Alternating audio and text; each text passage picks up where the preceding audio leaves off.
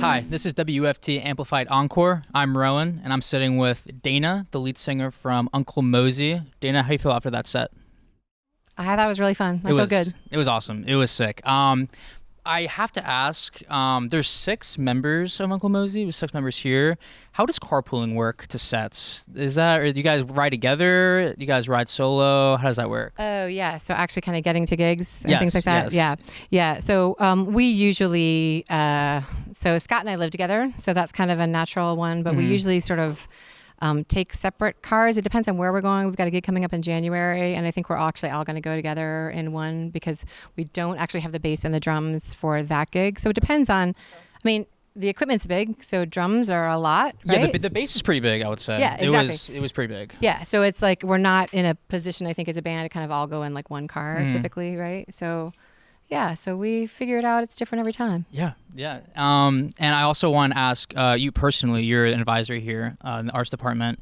Yeah. I wanted to ask about your background in the arts and how it influences you and your music. And is there any combination of like what you're doing like in the artistic field? Does it cross over with music? That is such a wonderful question. And I actually have to say that I don't have a visual art background. So the academic advising sort of at UF is typically like, you come from a counseling or kind of, communications type of a background. So I actually, technically I'm a licensed mental health counselor, and I used to be a therapist for a number of years and kind of crisis intervention and suicide prevention work before I kind of pivoted over to academic advising. And I think in some way it was a really natural kind of fit for me years ago to be able to work with artists. First of all, it's so kind of fascinating to be able to kind of work in that field with really amazingly talented people in this realm that is not my forte, but also to be able to still help people, but kind of have more time, I think, in some ways. So my prior kind of occupation was really wonderful and meaningful, but it took a lot out of me.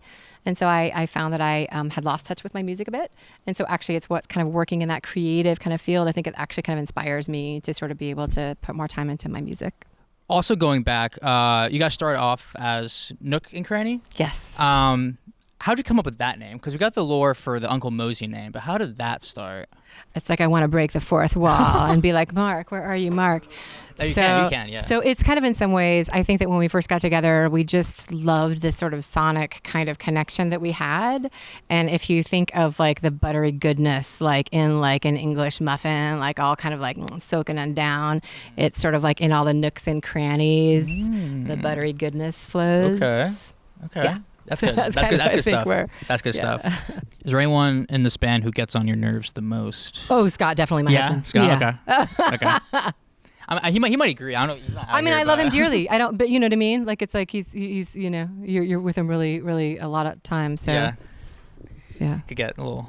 It's like close. Like it's like you live with someone, you share your life with someone, and then like you like work with them, and that's pretty intense. Do you guys like have to act differently when in the band setting, or put on sort of like, okay, we're in band mode now, not husband and wife mode, or is it always just? I would really love it if we could have that like separation, and he wouldn't think I'm such a bossy person. I don't think he doesn't think that. He doesn't think that. No. Anyway. Have you guys done any gigs outside of the state? I don't think we have. Have we done any gigs outside of the state? I don't think we have.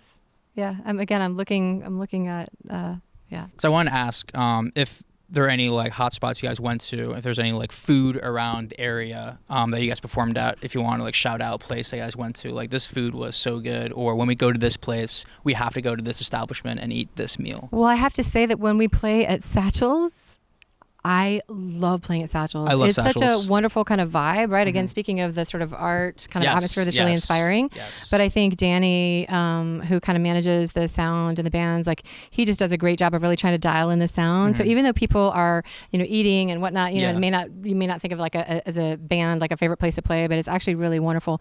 And I will absolutely give a shout out to the steak and cheese calzone with Tammy Ranch. Okay. Is really Tammy spectacular. Ranch. Tammy Ranch. It's a different kind of a vibe with ranch. And don't put it on your salad. It's for the calzone. Okay. Yeah. Calzone only ranch. Well, I think some people use it as salad dressing, but I'm telling you, it's like a pro tip. It's like a pro tip. Take that steak and cheese calzone. If you eat meat, dip that into that Tammy Ranch. Oh my God. Okay, so that brings up a very important question. ranch or blue cheese? And I'm also very opinionated on this, so Okay. I'm curious. I will tell you, for real, both. Like if I get wings. Wait, really? If I get wings, I like to get a blue cheese and a ranch, and I experience them both. I cannot stand blue cheese. It's just I can't do it. For my whole life, I just couldn't do it. Okay. I'll have to maybe I'm doing something. I've gotten older. Maybe my taste buds have changed. Yeah, exactly. Right. Maybe try it a bit, or maybe it's like cilantro for some people, right? Yes. You have that gene where it's like so repellent, you know? Yeah. You're like, fuck the blue cheese. Wait, I can do that, right? Yeah, you can. Yeah, Oh, fuck blue cheese. Yeah, you say that. Okay, so if Uncle Mosie, if they had a mascot, like a bird mascot, what species bird First would of it all, I think it's absolutely fantastic that you asked that question, okay? Because I would have to say that in general, any bird is Uncle Mosie's mascot, because if you put a bird on it, it's just somehow better.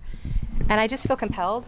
So I don't know if you've noticed. So Yes. this dress with birds on it, and we like to say it's from a Portlandia episode, but you put a bird on it. So Get that on a T-shirt. yeah. Put a bird on it.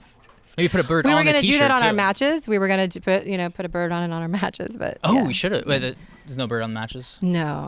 Do you have a favorite bird? So I love like all birds. And Andrew, the fiddle player in our band, he is a bird aficionado, and he's studied birds kind of like ornithologically.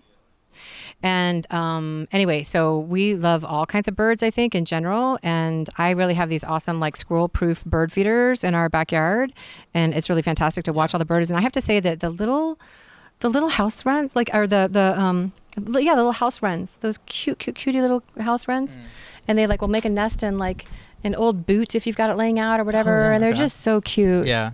So I really like a lot of birds. I do not like red-winged blackbirds though. Okay. They are big bullies, and they They're mean birds. They're bullies. They take over the bird feeders. They like crowd out the smaller birds, and I have to say they kind of suck. Next question: is it folk music or folk music? Folk.